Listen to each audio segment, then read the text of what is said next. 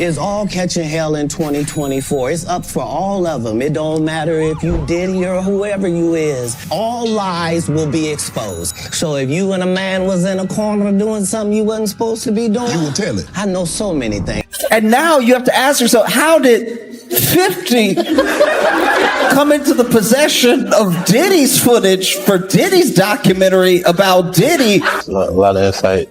And, this documentary is about people being able to tell their truth or tell their version. For years, many people brushed off Katt Williams as a comedian making outrageous claims. That perception changed dramatically after his January 2024 interview on Club Shay Shay, when several of his comments began to resemble real-world events unfolding in the entertainment industry. What once sounded like controversial jokes suddenly appeared far more serious, prompting audiences to revisit his words with a different perspective. Around the same time, 50 Cent's documentary Sean Combs, The Reckoning reignited conversations about long-rumored allegations and the culture of influence surrounding powerful figures in entertainment. From his podcast with Dave Mays, and he's speaking on, Tupac and Snoop being cool and how, after Tupac got killed, Snoop started hanging out with Diddy. And, he also speaks on how, Snoop, he did the Steve Harvey show with Diddy after Tupac got killed. Check this out. Okay.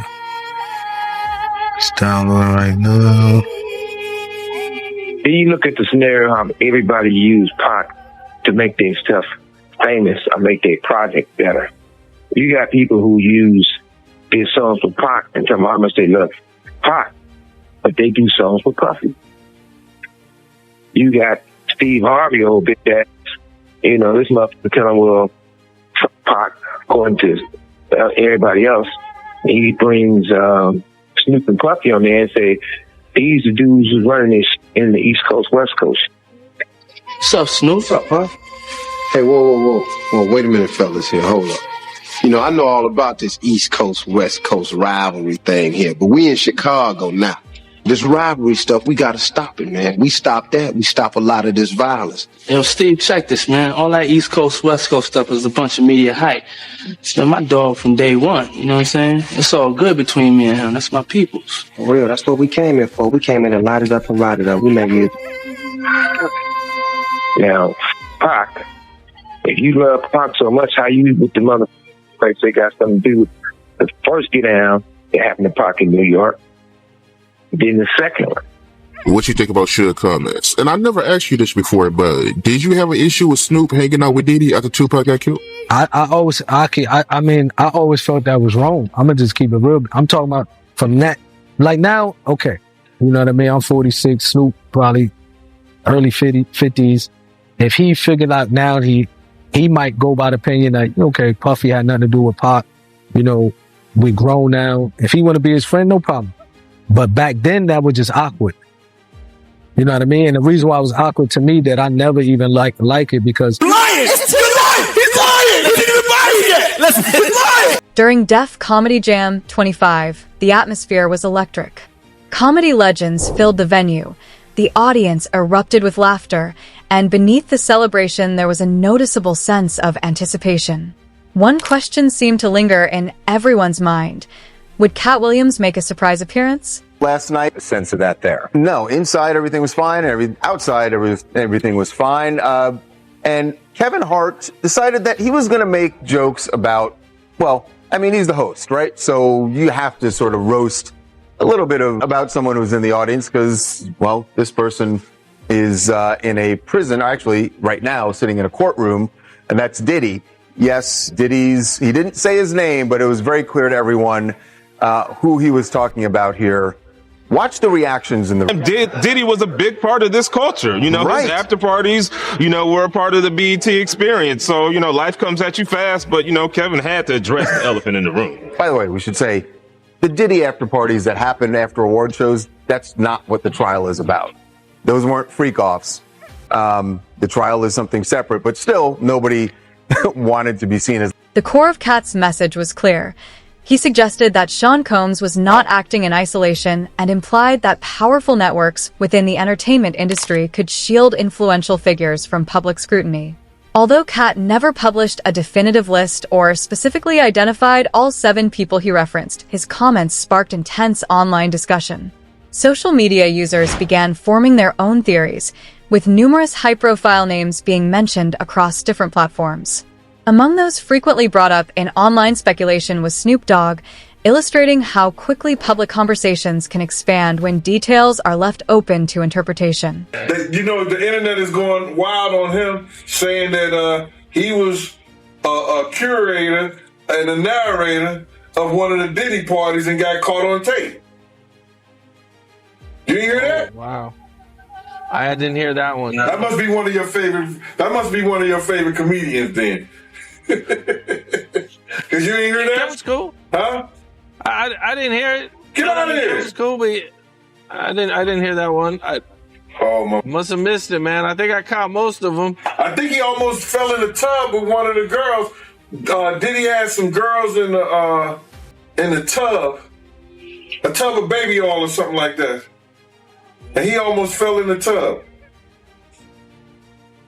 It was crazy. You know, he would be one of the celebrities that I definitely wouldn't think would be involved in anything illegal. For sure. But you got to realize this, man. People who get caught up in certain those things like that, those parties and things like that, is that they don't go there looking for that stuff. You got to understand, they get caught up in the moment with the alcohol, the drugs, and then certain bottles that are laced with certain things that take you away from your normal self. And you end up probably doing something that you probably never do again in your life. You'll never get caught up in those things ever before. There are a lot of celebrities that go to these parties like this. And they not only Diddy parties. I went to a party before and You Can't Handle the Truth and King Kong Ain't Got Nothing on Me was at one of those parties. I was bodyguarding one of the girls. So what I'm saying is that it's rampant. And this was years ago. This was over 20 years ago.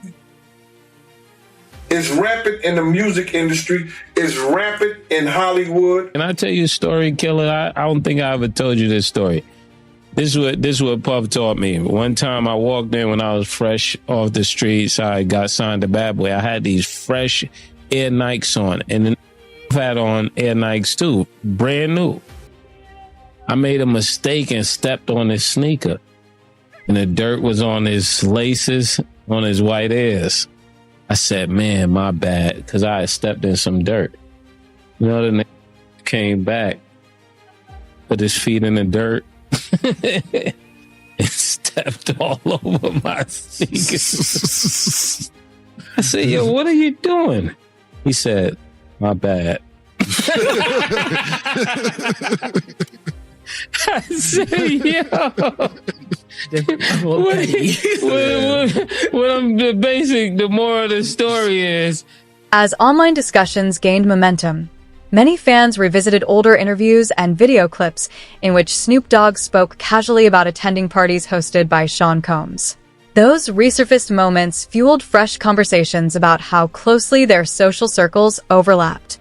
Although none of those clips confirmed any wrongdoing, they became a major topic across social media, with speculation continuing to spread. Some viewers questioned why Snoop's name was not featured in the documentary. Another line that May said that caught my attention, man, was him saying that never fought the killer. Why isn't there? How do you feel about him saying that?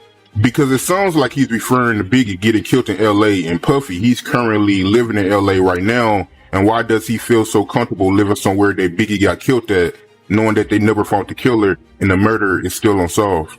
Well, on all honestly, brother, you would have to ask him that. You know what I'm saying? But if I'm looking at it like that, then I know, those mansions are heavily guarded, 1. 2, he wasn't getting the love that he would get I don't think he getting love in L.A. I don't know. He said he owns L.A. He runs L.A. He runs Miami, and he runs New York. So by him running L.A. as he say he does, I would feel comfortable too. You know what I'm saying? If I knew for a fact that the person they got, and that was enough to call back all of everything, I would feel that comfortable too. But I wouldn't live there. I wouldn't go there. I'd do business and get on out of there. If I was still afraid, I don't think he may have not ever been afraid. You understand? Because he never acted like he was afraid for whatever reason it was.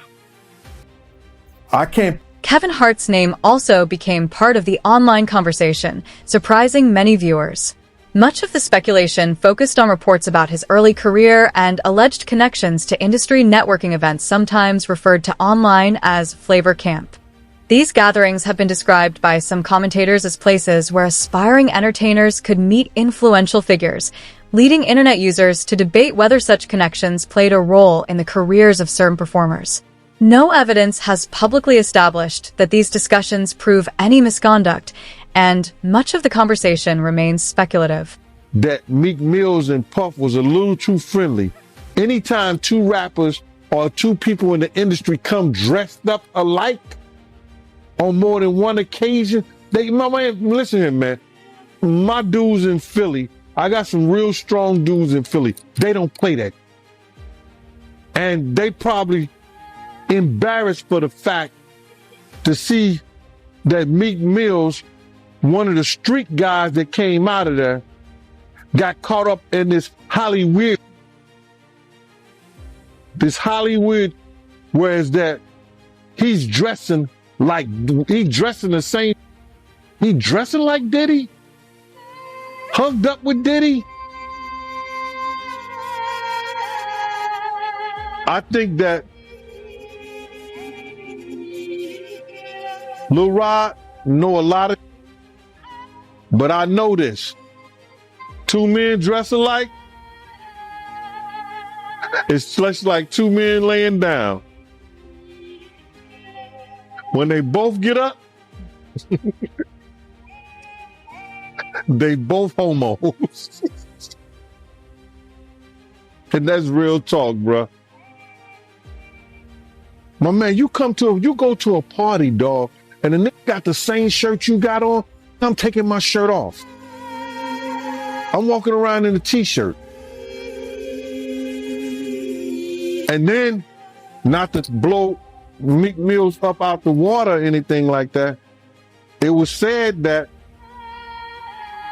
they checked his Google search and all that, and he was searching for some online gay porn and all of that. Oh, wow. Crazy, bro. But listen, those are what, it's crazy that money, that lifestyle, and you trying to fit into something get you. These guys never set out to do all this. Meek Mills, when he got into the game, he didn't set out to be questioning about his manhood with Diddy. But he put himself in that position. Like, where we hanging out and what we doing, we can't really disclose, but it's definitely a 15-year-old's dream. I have been given custody of him. He signed to Usher. I'm signed to Usher. I had legal guardianship of Usher when he did his first album. I did Usher's first album. I don't have legal guardianship of him, but for the next 48 hours. As the online conversation grew, some fans revisited Kevin Hart's earlier stand-up performances with a fresh perspective. While those routines did not provide evidence of any wrongdoing, certain jokes were reinterpreted by viewers who wondered whether they carried a deeper meaning in light of recent events. The renewed attention sparked widespread discussion across social media, with some users speculating that Kevin's prominence in the entertainment industry and his extensive relationships with major studios and business partners could make public scrutiny especially complicated. These theories have not been substantiated, but the ongoing lack of direct answers has continued to fuel online curiosity. And he's not none of the names that I said? Probably so. But then they say he was young too? Yeah, they say he was young. Let me get his name right. I hope it ain't the Bieber. I hope it's not the Bieber. That's a good one. It might be him. But if they saying that the guy is young and he's an A-lister, I can't think of that many black people, man. Right. Not at all. And somebody that's more powerful, more of a celebrity than Diddy. You understand what I'm saying? If they were saying somebody that was more celebrity than Diddy, he was an A-lister, he was younger. You know what I'm saying? And if he's not black, it would have to be the Bieber. That's his name, Bieber? They said I got that wrong too. Justin Bieber, allegedly. I don't know, bro. Right. But when you heard the news that Diddy, he had to take with another man, did that catch you by surprise or no? Well, all this is by surprise to me. A lot of this is by surprise to me, to be totally honest, man. Because I knew Puff, I knew Puff Daddy, I knew Diddy before he was Love and Brother Love and back to Diddy. So, no, but the diddler, he's the diddler now. A lot of it's surprising, but it's not unheard of. Because you hear of all kinds of and whether it registered with you or you internalize it or something like that, that's a whole nother story. But a lot of this stuff is crazy. Maze has become one of the quieter names mentioned in these online discussions, largely because of his well-known history with Bad Boy Records. His past disagreements over contracts and his eventual departure from the label have long been part of the public record. After allegations involving Sean Combs gained renewed attention, some observers expected Maze to comment, but he largely remained silent, a decision that itself became a topic of conversation. That silence led to a wide range of online theories. Some fans speculated that Maze may have personal insights he has chosen not to share publicly, while others argued that he simply wants to leave that chapter of his life behind. We're going to be going through all of those possibilities. Oh, okay. I wasn't supposed to answer. Okay. And when we started LA as a graveyard, then, it was like, okay, we can't just say that anymore, especially after I took them up to 35 for us to film about what happened to Mo there. It's hip hop. Yeah. And that's going to be moving on to Tombstone. Okay. And we'll be going through the unexpected, unusual deaths, unsolved murders, mysteries, things of that nature, things that I know, things that I'm directly connected to. We want to create this aspect because we want to start teasing people's minds into wanting to get these crimes solved, because the truth is, it seems like the hardest murder to solve in America is a rap murder. They just don't seem to get solved. Without question. That's a problem. Without question. Because we got over 35, 40 years of hip-hop homicides. Yes. How many of them get solved? They created a whole show. Yeah. Unsolved hip-hop mystery? Are you kidding me? Hey. I have to ask you, you mentioned Clive Davis. They just showed him recently walking into somewhere, and they asked him about Diddy, and he said, who? Is that old age, or does he not, they're not in the same world? Or they're in the same. Meek Mill's name entered the online discussion after a widely shared audio clip circulated across social media, quickly becoming the subject of intense debate. While many people questioned the clip's authenticity or dismissed its significance, others treated it as a reason to speculate further. Meek publicly denied any wrongdoing, but the online conversation continued to grow despite the lack of verified evidence.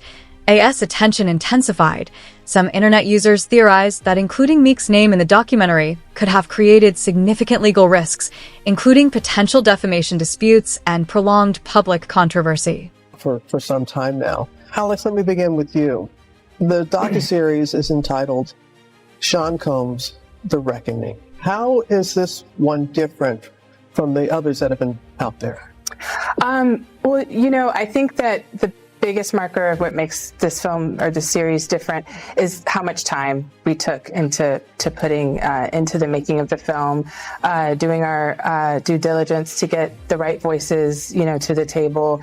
You know, this is a series that spans over 30 years. So just by covering that much time, it took a lot of time for us to dig in and to kind of make sense of this story and to put this timeline together. Yeah, and there's like some never before seen footage that I'm going to talk to you about in just a moment.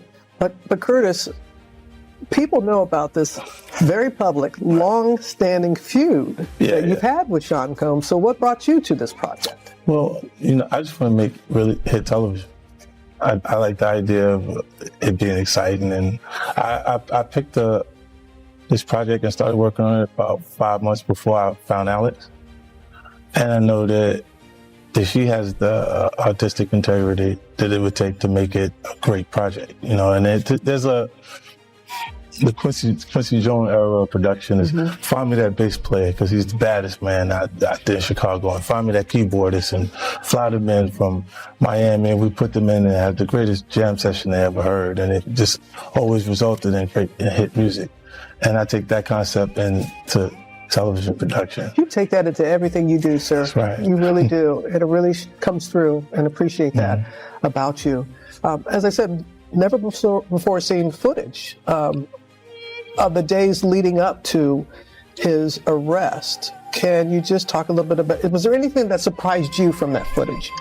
The footage, well, I mean, I think it's rare to find someone who's being, you know, talked about all over the country. You know, all eyes were on him, you know, so to speak. And it was really interesting to see his last days of freedom, you know, and what was sort of important to him. Obviously, you know, there's phone calls with his attorneys, you know, with his team.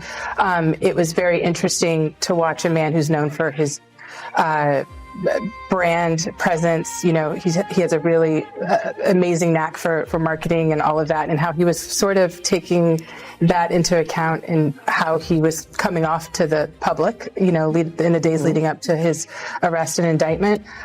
So that was interesting. It was also just interesting to see how laid back he was at times.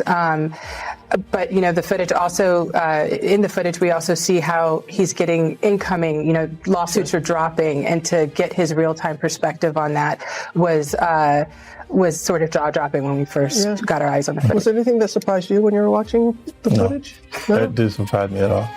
Because you've known him? Yeah, those behaviors. And I think it was surprising that he actually filmed it. Yeah, and I want to ask about that, because how did you go about getting the footage? And do you know the intent of the videographer, why he or this person took the footage? She's a journalist, right? Yeah. So she's not going to reveal her sources, so you don't have to reveal that. Not going to reveal my sources, but I think that partnering with someone like 50, it was very much in the universe as to what. Apparently there's another 100 hours of Diddy footage on the cutting room floor. So Diddy is still doing press. I mean, Diddy. 50. Diddy is not doing press. No, he's doing press on the yard. He's doing press, like he's doing push-ups. No, 50 is still doing press, and, you know, obviously with the success of the Reckoning documentary, you know, he's talking about this more footage. There's 140 hours that he has, and each episode was only maybe an hour, I think. There was 4 episodes, so there's at least 130 something more hours that he hasn't edited or, you know, produced. And he's saying that he may put it out on YouTube, just to put it out there, like on his 50 Cent Devo page.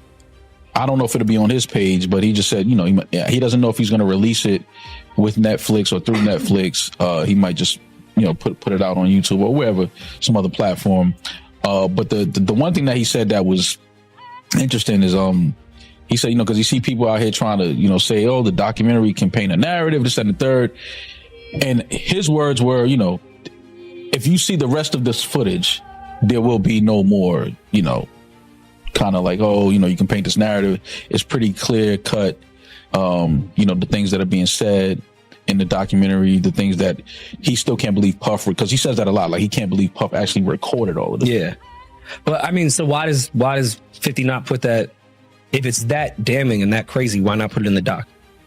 I don't know why. I don't know why he didn't put it in the doc. Maybe, the stories, maybe he had more people that he would need to interview and have sit down for the documentary to kind of go through those stories that are in there. It could be a number of reasons, but the fact that he has over 100 hours of footage of, personal footage and things like that leading up to the case, because the story is Puff felt like he was going to win the case. Yeah. And that this was going to be footage for his documentary that he would have released. The redemption. After the trial was done and things like that. So, the amount of things that he probably was recording, just going off of the fact that he felt like they were going to win the case. Yeah. This is my footage and these guys aren't going to put it out. Yeah. Like, all the crazy we're going to take out. Right. But I mean, even I did see who I think was the director of what Diddy was trying to do had mentioned that he was on vacation or was out of town and had someone fill in for him. And that's the only footage that made it to the doc because that guy sold it. So maybe that director didn't pay the person to fill in, so he owned the footage and was able to give it away. But maybe all this other footage, 50 doesn't have permission to put out. Like, okay, he could have it, but the director's like, no, this is my footage. Like, you got the other, because I had my man's fill in for me for 3 days, and he has that footage now. Right. So maybe that could be it. But I mean, I don't know. I feel like 50 is so petty that if it was that crazy, he would have just put in the doc. But who knows? I don't even want to speculate what is on the 100 hours. Yeah. After Lil Rod telling me what was going on, I don't know if I want to see it visually. I mean, and for 50 to say the footage that's on there is it leaves no more room for, people to kind of say, oh, the narratives are being created, it's false. For 50 to say that, I mean, we can only imagine the footage that he's seen and that he has. So we'll have to see if any of that ever sees the light of day. I'm sure that, Diddy's team is going to do everything they can to make sure that